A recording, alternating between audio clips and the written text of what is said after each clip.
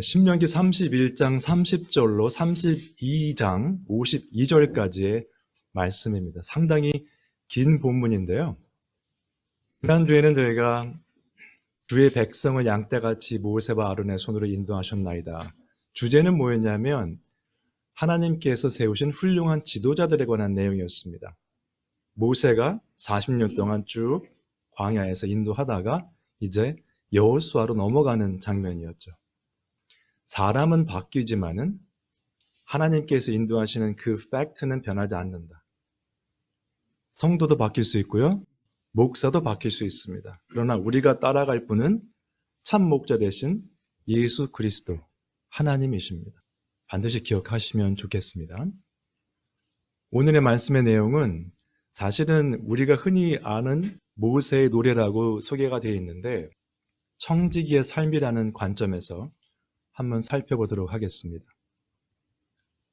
31장 30절로 32장 52절까지를 쭉 보시면은 크게 두 군데로 나눌 수 있습니다. 처음에는 모세의 노래 그리고 하나님의 율법에 관한 내용인데 그 다음에 두 번째 부분은 32장 48절로 52절까지의 내용인데 제가 지난주에 지도자들의 변화되는 과정을 설명드릴 때 커버했기 때문에 오늘은 위의 부분만 집중적으로 한번 살펴보도록 하겠습니다. 그래서 31장 30절로 32장 47절까지의 내용이 되겠습니다. 그 내용을 쭉 보시면요. 굉장히 많아요. 이 이상 되겠지만 그냥 하이 레벨로 제가 썸머를 해봤는데 이 정도 나옵니다. 더 자세히 보실 수 있는데요. 결국은 무슨 내용인가 하면 맨 위에 보시면 오른쪽에 신실하신 하나님과 그렇지 못한 백성들의 모습입니다. 그리고 맨 밑에 보시면 하나님의 율법에 대한 명령이 나와 있습니다. 전체를 이렇게 보시면서 우리가 어떻게 살아야 될지 한번 상고해보는 시간을 갖도록 하겠습니다. 1절로 3절을 이렇게 시작합니다. 하늘이여 귀를 기울이라 내가 말하리라 땅은 내 입의 말을 들을지어다. 이 1절에 나오는 표현은요. 구약에 여러 번 등장합니다. 하나님의 말씀을 선포할 때 군데군데 나오는데 하늘과 땅에 대한 얘기가 자꾸 나와요. 하나님께서 창조하신 모든 피조물들에게 선포한다는 거죠. 이 말씀은. 얼핏 잘못 이해하시면 많은 경우에 말씀은 우리에게만 들려지는 걸로 생각하실 수 있는데 이 전체 우주에 다 울려 퍼지는 것이 하나님의 말씀입니다. 내 교훈은 비처럼 내리고 내 말은 쭉 나가죠. 그 두 번째 블랙 포인트를 보시면은 굉장히 시적인 표현입니다. 내 교훈은 비처럼 내리고 내 말은 이슬처럼 맺히나니 연한 풀 위에 가는 비 같고 채소 위에 단비 같도다. 결국은 생명의 말씀이라는 뜻입니다. 지금 이 들판에 비가 쭉 내리고 이슬이 맺히고 하는 걸 생각해 보세요. 그 비가 없으면 생명이 솟아날 수가 없잖아요. 그래서 하나님의 말씀을 표현할 때 비처럼 이슬처럼 가는 비와 같이 단비처럼 내리는 것이 하나님의 말씀입니다. 우리의 영혼도 말씀이 들어가지 않으면 말라버립니다. 그러니까 보통 말하는 성령 충만도 결국은 말씀 충만입니다. 하나님의 말씀을 읽으실 때, 묵상하실 때 거기에 기쁨이 있고 감사함이 생기기 때문에 말씀으로 늘 채우셔야 돼요. 단비와 같은 말씀으로 채우셔서 생명의 말씀을 늘 체험하시는 우리 모두가 되시기를 또한 축원드립니다. 그 다음에 내가 여호와 이름을 전파하리니 너희는 우리 하나님께 위엄을 돌릴지어다. 말씀을 전파할 때 지금도 마찬가지죠. 목사가 말씀을 선포하는데 들으시는 분들과 선포하는 자들이 무엇을 해야 되는가? 하나님께 위엄을 돌릴지어다. 우리가 은혜 받는 건 물론이지만은 궁극적으로 하나님께 영광을 올려드리는 시간이 바로 예배 시간이 되겠습니다. 그래서 4절에 계속해서 설명을 하죠. 같이 한번 읽으시죠. 시작. 그는 반석이시니 그가 하신 일이 완전하고 그의 모든 길이 정의롭고 진실하고 거짓이 없으신 하나님이시니 공의로우시고 바르시도다. 좋은 표현만 다 들어가 있죠. 반석이시다. 하신 일이 완전하고 모든 길이 정의롭고 진실하고 거짓이 없으신 하나님이시니 공의로우시고 바르시도다. 어떻게 더 표현할 수 없을 정도로 온전하시고 완전하신 하나님을 우리 인간의 한계가 있는 랭귀지로 표현을 했습니다. 이 정도면 상당히 잘 표현한 거죠. 그래서 보시면은 밑에 신명기 7장에 기억하시겠습니다만 내용이 이렇게 나와 있습니다. 여호와는 하나님이시요 신실하신 하나님이시라. 그런 설명을 쭉 합니다. 제 표현을 위에 것과 밑에 것을 같이 종합해 보시면은 결국 하나님은 신실하시다. 신실하다는 뜻이 뭐죠? faithful하다, 믿을만하다, 거짓이 없다, 말씀하신 걸 지키신다. 이런 거죠. 우리 인간관계도 말한 걸 지키지 않는 사람이라든가 약속을 했는데 안 나온다든가 이런 사람이라고는 같이 뭘 할 수가 없습니다. 하나님께서는 늘 신실하세요. 예전이나 지금이나 앞으로도 계속 신실하신데 백성들은 어떨까요? 한번 읽으시죠. 같이 시작. 그들이 여호와를 향하여 악을 행하니 하나님의 자녀가 아니요 흠이 있고 삐뚤어진 세대로다. 하나님은 신실하신데 하나님은 약속을 지키시고 우리를 만나와 메추라기로 먹이시고 계속해서 공급해 주셨는데 우리는 어떻죠? 여호와를 향해서 악을 행한다고 되어 있습니다. 다른 사람한테 피해를 주는 것도 좋지 않아요. 근데 결국은요, 우리가 죄를 짓는 것은 다 하나님 앞에 짓는 죄입니다. 그래서 믿는 사람들은 죄를 짓는 거에 대해서 굉장히 민감하게 반응을 해야 돼요. 우리가 이제 성경 말씀을 공부하시면서 아, 맞아요. 죄를 지면 안 되는데 마음은 원이로되 육신이 연약해서 이러시면 안 됩니다. 네. 핑계일 뿐입니다. 예를 들어서 빵집에 들어가서 빵을 돈을 내지 않고 집어서 나오는 경우 걸렸어요. 어떻게 말씀하시냐면 아 이거는 사고였습니다. 의도치 않게 빵을 집고 나왔습니다 하는데 그 과정을 쭉 보시면 다 생각을 하고 있었던 거예요. 빵을 보고 욕심이 생겨서 집었는데 돈은 내기 싫고 그래서 그냥 나온 겁니다. 순서를 쭉 보시면 사고가 아니고요. 생각대로 그대로 행한 것뿐입니다. 하나님을 잠깐 잊었던 거죠. 생각해 보시면 우리의 모든 죄, 안 좋은 생각도 하나님을 향해 짓는 악입니다. 밑에 보시면 어리석고 지혜 없는 백성아 그러면서 설명을 해요. 하나님께서는 계속 신실하게 해주셨는데 선을 선으로 갚지 않고 선을 악으로 갚는 겁니다. 참 힘들죠, 이런 경우에. 인간관계도 그런 경우가 많습니다. 뭐 특별히 바라고 하는 건 아니지만은 선을 베풀었는데 안 좋게 반응이 오는 경우 있어요. 네. 굉장히 힘듭니다, 그런 경우. 근데 하나님께서는 계속 신실하셨는데 우리는 그렇지 않았다는 거죠. 특별히 그 이스라엘 민족들이 그렇게 했다는 겁니다. 그는 내 아버지시요 너를 지으신 이가 아니시냐. 그가 너를 만드시고 너를 세우셨도다. 하나님은 부모님과 같은 존재라는 표현을 한 거죠. 우리가 세상을 살면서 가장 이해하기 쉬운 표현이 부모와 자녀와의 관계입니다. 부모를 통해서 우리가 생명을 얻었기 때문에 육신의 부모를 통해서 굉장히 비슷한 표현이죠. 그런데 한어 그 표현에 짐승만도 못하다 뭐 이런 표현이 있잖아요. 이사야서 1장 3절인데요. 밑에 같이 한번 읽으시죠. 시작. 소는 그 임자를 알고 나귀는 그 주인의 구유를 알건만은 이스라엘은 알지 못하고 나의 백성은 깨닫지 못하는도다 하셨도다. 소나 나귀도 그 주인을 알아보는데 이스라엘은 자기 주인을 알아보지 못했어요. 안타깝게. 사실은 이런 표현도 종종 등장합니다. 성경 말씀. 굉장히 심한 표현입니다. 사실은 따져보면. 짐승은 이렇게 하고 있는데 너는 사람이 되어서 이러고 있느냐라는 표현이죠. 이스라엘 백성 그렇게 죄를 짓고 했으면서도 깨닫지 못했어요.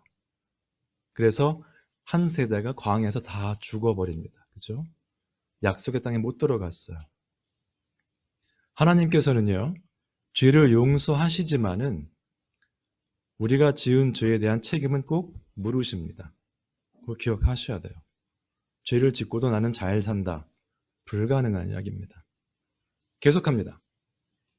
그 범죄한 백성이라고 범죄한 나라라고 표현을 했는데 무엇을 잘못했는가? 그 사람들이 이웃에게 범죄했는가? 가족 간에 힘들게 했는가? 그것보다 더 중요한 것은 여호와를 버린 것이었습니다. 한번 상상을 해보세요. 여러분을 계속 살펴준 어떤 독지가가 있었습니다. 경제적으로, 영적으로, 또 시간을 같이 보내는 사람이 있는데 쭉 가서 이제 내가 독립할 만하니까 그 사람을 싹 버렸다. 굉장히 그건 좀 힘든 상황이죠. 근데 이 사람들은 그냥 처음부터 끝까지 계속 감사할 줄 모르고 여호와를 버렸습니다. 이스라엘의 거룩하신 이를 만홀히 여겨 멀리하고 물러갔도다. 보시면은 너희가 어찌하여 매를 더 맞으려고 패역을 거듭하느냐 계속합니다. 그러니까 잘못된 걸 알면 그런 경우 있잖아요. 자식을 키워보신 분들을 뭐 다 이해하시고 또 친구들도 마찬가지인데 친구를 봐도 저거는 안 좋은데 하면은 하지 마라. 계속 안 좋아진다 하는데 계속 하는 경우가 있습니다.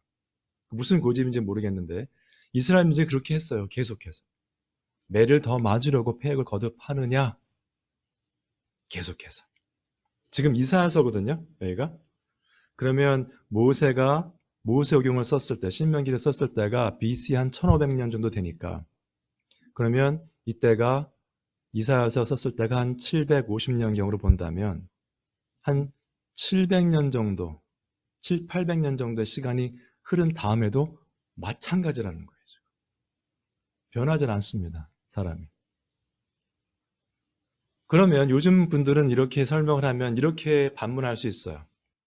신세대나 좀 깨었으니까 고난을 받게 되는 사람들이 있다면 하나님을 찾지 않을까요? 그런 질문을 할 수 있어요. 특별히 우리가 생각할 때 고난을 받고 힘들 때 우리는 항상 하나님을 찾고 울부짖는다 그런 표현을 또 많이 보셨잖아요. 그래서 그럴 수 있겠다 생각이 될 수도 있습니다. 그런 의미에서 세대가 바뀌면 어떻게 되는가 한번 또 보도록 하겠습니다. 젊은 세대가 있죠? 지금 현재 세대죠? 저를 이제 어르신들이 보실 때는 젊은 세대입니다. 근데 제 자녀 세대가 보면 저는 기성 세대예요. 세상 돌아가는 걸 모르는 세대입니다. 그래서 젊은 세대와 기성 세대를 보시면은 기성 세대에 대해서 젊은 세대가 항상 세상에 바뀌었습니다 하고요. 기성 세대는 또 다른 이야기를 합니다. 서로 세대 간에 이렇게 얘기를 하게 되는데 기성 세대는 옛날이 좋았다고 얘기를 하고요. 새로운 세대는 계속 발전시켜 가는 과정입니다라고 말을 합니다. 그래서 그것이 계속돼요. 요즘의 일이 아니고요. 처음부터 계속 그래 왔습니다. 앞으로도 그렇게 되겠죠. 저의 자녀 세대들이 또 기성세대가 될 때가 있을 겁니다. 그럼 그 다음 세대가 또 같은 이야기를 할 거죠. 성경에는 이렇게 나와 있습니다. 사사기인데요. 처음에 여호와의 종 눈의 아들 여호수아가 죽습니다. 그 다음에 그 세대의 사람들도 다 세상을 떠나요. 그러면 신세대는 어땠을까요? 그 다음 그 후에 일어난 다른 세대는 좀 나았을까? 여호와를 알지 못했고 여호와께서 이스라엘을 위해 행하신 일도 알지 못했습니다. 보시면은 새로운 세대의 책임이라기보다는 그 전 세대가 여호수아는 잘했겠죠. 또 그때 당시에 장로들과 그 세대 사람들도 잘했을 것 같아요. 하나님을 섬기는 면에서 약속의 땅에 들어간 세대였기 때문에. 근데 뭔가 잘못됐어요. 그 다음 세대가 여호와를 알지 못했습니다. 그리고 하나님께서 이스라엘을 위해서 행하신 모든 일도 알지 못했다는 이야기입니다. 어떻게 가능했을까요? 부모 세대가 신앙생활을 잘 했는데 그 다음 세대는 전혀 하나님과 관계없는 삶을 살았다는 겁니다. 이상하죠? 결국은 마지막 블랙포인트 보시면은 이스라엘 자손이 그 세대가 여호와의 목전에 악을 행하여 바알들을 섬기며 결국은 또 하나님 앞에 악을 행했습니다. 그 세대가. 그래도 현재 세대와 또 다를 수 있으니까 미래에 한번 세대를 보자. 우리 다음 세대죠. 먼 훗날의 세대일 수 있고 그 다음에 고난이 함께 오면 그래도 하나님을 찾지 않을까. 네, 그렇게 볼 수 있는데 예수님께서 언제 오실지 모르시지만은 그때를 생각하시면 돼요. 지금 세대가 아니라면 먼 미래 후대 세대가 될 수 있는데 한번 보시기 바랍니다. 계시록 9장의 말씀인데요. 이게 이제 8장부터 시작되는, 8장 6절부터 시작되는 일곱 나팔의 심판에 관한 부분입니다. 11장까지 쭉 이어지는데, 지금 9장에 보시면 이제 여섯 번째 나팔이 이렇게 울려지고 이런 재앙이 시작됐어요. 같이 한번 읽으시죠. 좀 무서운 본문이지만은. 시작. 이 세 재앙 곧 자기들의 입에서 나오는 불과 연기와 유황으로 말미암아 사람 3분의 1이 죽임을 당하니라. 이 재앙에 죽지 않고 남은 사람들은 손으로 행한 일을 회개하지 아니하고 오히려 여러 귀신과 또는 보거나 듣거나 다니거나 하지 못하는 금, 은, 동과 목석의 우상에게 절하고 또 그 살인과 복술과 음행과 도둑질을 회개하지 아니하더라. 그 마지막 심판 때, 마지막 때에 저희가 7년 대환란을 겪으면서 사람 3분의 1이 죽는 일이 생깁니다.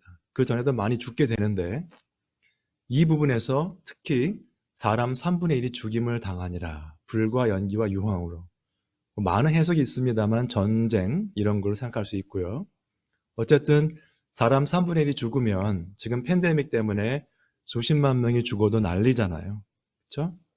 생각해 보시면은 팬데믹 기간 동안에 사람들이 많이 죽고 병이 들고 힘들 때에 얼마나 많은 사람들이 자신의 삶을 회개하고 주님께 돌아왔을까요?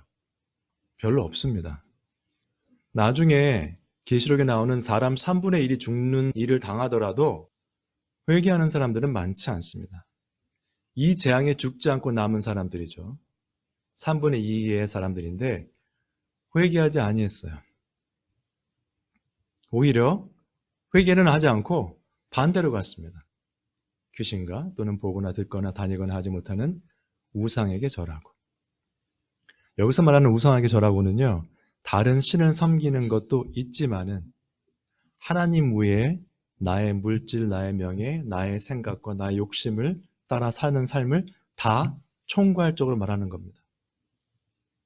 다른 신을 섬기고 다른 종교로 간다는 뜻보다는 그렇게 보셔야 돼요.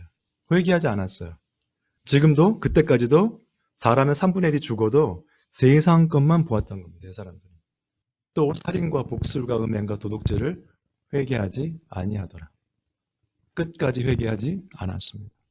마태복음에 나오는 것처럼 그 마지막 때에 노아 때와 같이 다 휩쓸려서 죽는 사람들, 자신들이 멸망을 당하면서도 왜 그런지 모르고 멸망당했던 사람들과 똑같은 모습이에요. 그래서 여러분, 사람들은 변하지 않습니다. 한번 생각해 보세요. 주위의 인간관계를 보시면은 사람들은 변하지 않아요. 믿음 생활 하시는 분들도 저는 원래 이렇게 태어났습니다 하시는 분들이 얼마나 많은지 모릅니다. 그런데 우리가 믿음 생활 한다는 건 뭐죠? 거듭났다는 거잖아요. 새롭게 태어났으면 비로소 그때 사람이 변하는 겁니다. 예수 그리스도를 만나서 거듭나기 전까지는요. 아무리 좋고 훌륭한 사람이라도 변하지 않습니다. 세상적으로 훌륭할 수 있고 세상적으로 선할 수 있지만은 근본적인 변화는 그리스도를 만나기 전까지는 일어나지 않아요. 이 사람들도 똑같은 거죠. 그래서 늘 말씀을 따르려는 성도님들, 아무 일이 없을 때, 고난받지 않을 때, 그냥 특별한 일 없을 때도 항상 하나님을 따르려고 하시는 분들, 간절하게 기도하시는 분들, 그런 분들이 어려울 때도 계속 하나님과 동행하게 되어 있습니다. 여러분 평소에 기도 생활 안 하시고 말씀을 안 보시다가 갑자기 무슨 큰 사고가 났어요. 근데 그때 기도가 나올까요? 기도 안 나옵니다, 여러분. 평소에 하던 게 나오게 돼 있어요. 물론 전화하고 뭐 신고해야 되는 이런 상황은 다 이해합니다만 실제로 그 가운데, 그 난리 가운데 기도하는 마음을, 뭐 무릎 꿇고 기도한다는 게 아니라, 그렇죠? 그러한 기도하는 마음이 생기시는 분들은 평소에 늘 말씀을 따르고 기도하시던 분들이지 안 하시던 분들이 그렇게 나오지 않습니다. 급하다고 주님 찾지 않아요. 생각해 보세요. 이 부분을 보시고 나는 지금 과연 하나님과 늘 동행하고 있는가 말씀으로 기억하시기 바랍니다. 역사적인 얘기가 나옵니다. 32장 7절의 말씀인데요. 옛날을 기억하라 그러고 말씀하셨어요. 역대 연대를 생각하라. 네 아버지에게 물으라. 그가 네게 설명할 것이요. 네 어른들에게 물으라. 그들이 내게 말하리로다. 그러면 옛날이 항상 좋은 거냐? 기성세대가 말하는 것처럼 그 뜻이 아닙니다. 여기 포인트는 뭐예요? 하나님에 대한 내용이죠. 여기 쭉 나오는 역대 이런 연대들은요 다 하나님에 대한 내용입니다. 우리가 말하는 세상적인 지혜나 옛날의 풍습이 아니고요. 어떻게 알 수 있냐면 시편에 보시면 이렇게 나와 있습니다. 함께 읽으시죠. 시작. 우리가 이를 그들의 자손에게 숨기지 아니하고 여호와의 영예와 그의 능력과 그가 행하신 기한 사적을 후대에 전하리로다.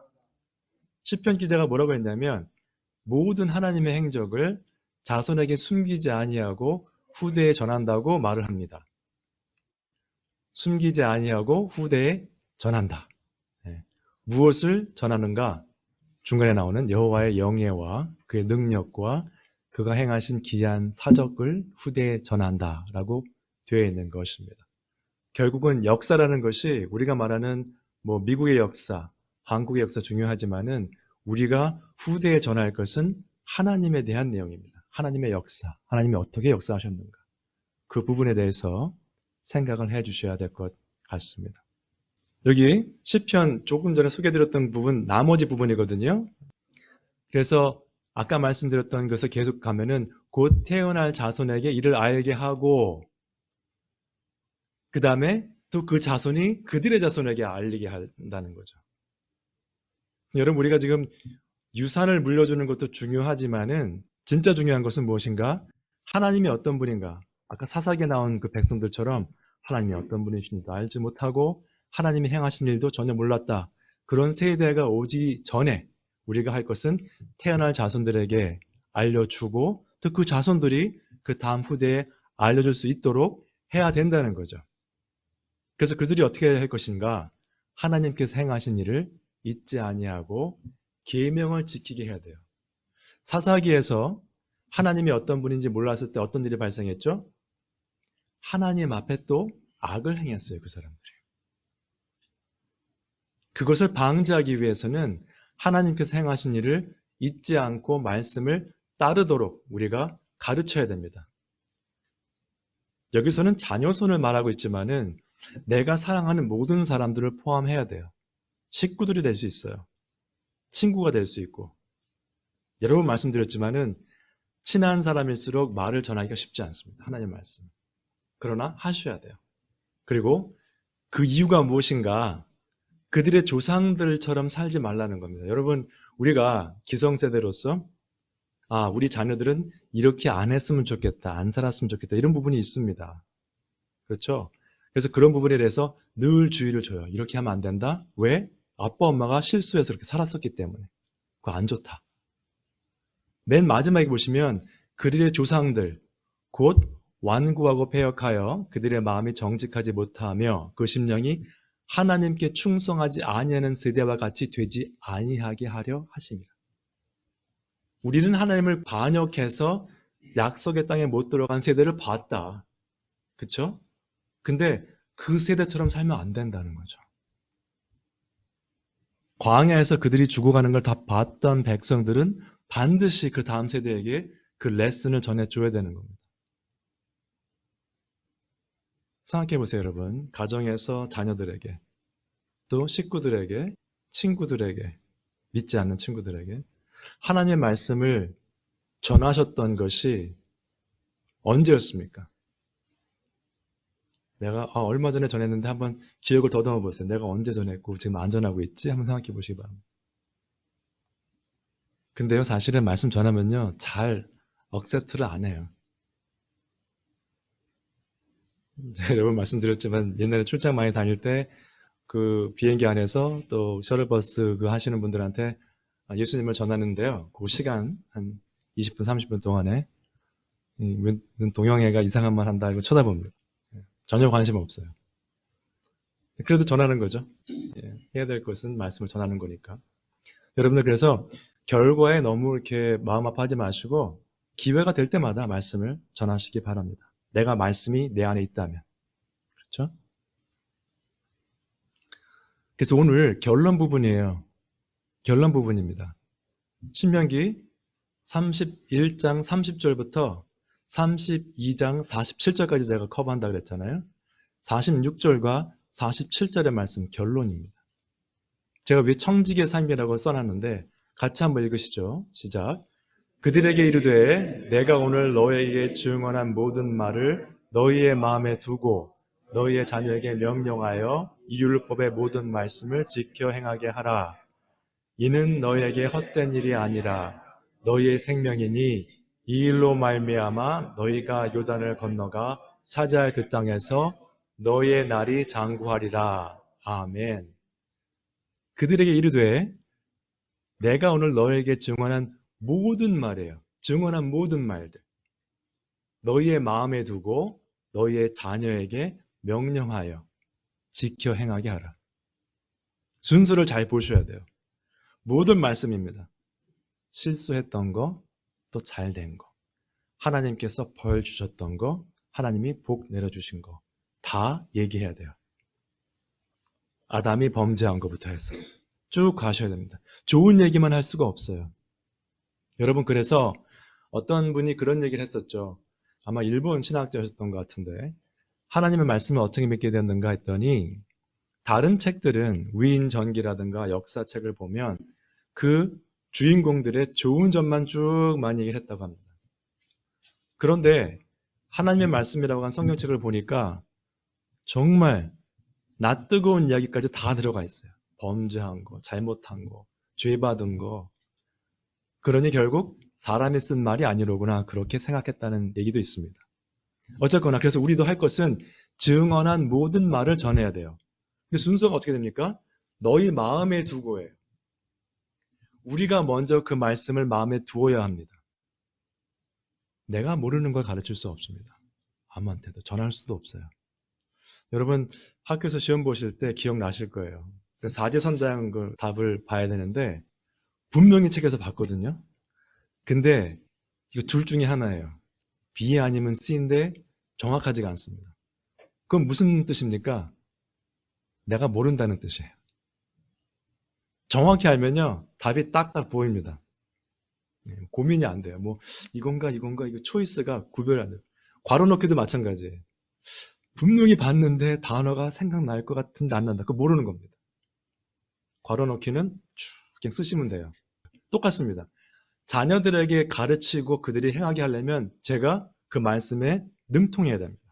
그렇지 않으면 세상적인 지혜를 쫓아가면 다 똑같아요. 세상 사람과. 세상적으로 논리적으로만 생각하면 그것을 다 버리시라는 게 아니고요. 성경적으로 먼저 가셔야 됩니다. 그리고 그들에게 지켜 행하게 하려면 어떻게 될까요? 내가 먼저 지켜 행해야죠.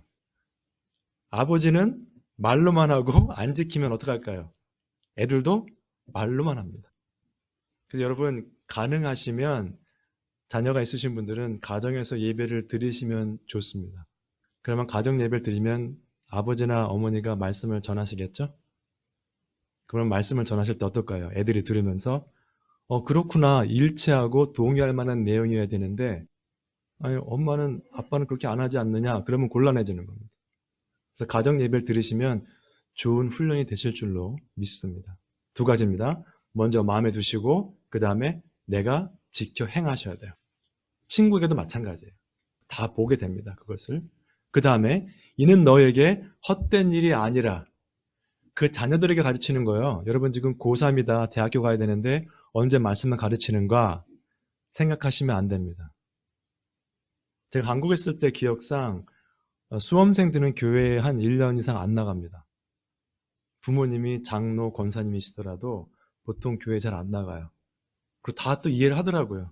대학교 시험 봐야 되니까 1년 동안은 이제 열외 공부만 하라고 하죠. 잘못된 겁니다, 그거 여러분. 지금 고3 수험생 그 공부하는 게 중요한 게 아니라 이 생명의 말씀을 보셔야 돼요. 왜냐하면 그것이 너희의 생명이라고 나와 있습니다. 돈을 많이 버는 거 중요하죠. 좋은 대학교 가는 거 중요한데 생명보다 중요하지 않습니다, 여러분. 즉 목숨이 오고 가는 상황에서 돈 몇 푼이 중요합니까? 학벌이 중요합니까, 지금? 아니거든요. 목숨이 달린 일이에요, 이것은. 근데 어떤 목숨인가? 영생이 달린 일입니다. 영생. 그래서 이 일로 말미암아 너희가 요단을 건너가 차지할 그 땅에서 너의 날이 장구하리라. 제가 삶을 살면서 여러 가지 책임이 주어졌습니다. 그렇죠? 직장에서, 또 사업체에서, 가정에서, 또 친구들과의 관계에서 여러 가지 우리가 역할을 담당하는데 청지기가 뭐죠? 매니저죠. 매니저. 매니저는 오너가 아니에요. 그러니까 오너가 맡겨준 거를 잘 관리하는 게 청직인데 우리는 지금 하나님께서 맡겨주신 가정, 직장, 사업체, 식구들, 친구들 많습니다. 그 중에서 여러 가지 역할을 하는데 가장 중요한 게 뭐냐? 하나님께서 주신 말씀을 우리가 마음에 두고 행하면서 다른 주위 분들에게 똑같이 그 말씀을 전하고 그래서 그분들도 하나님을 쫓아 살면서 말씀 가운데 행해서 생명을 얻으시는 그런 놀라운 일이 일어날 수 있도록 함께 동역하시는 우리 모두가 되시기를 주님의 이름으로 축원드립니다.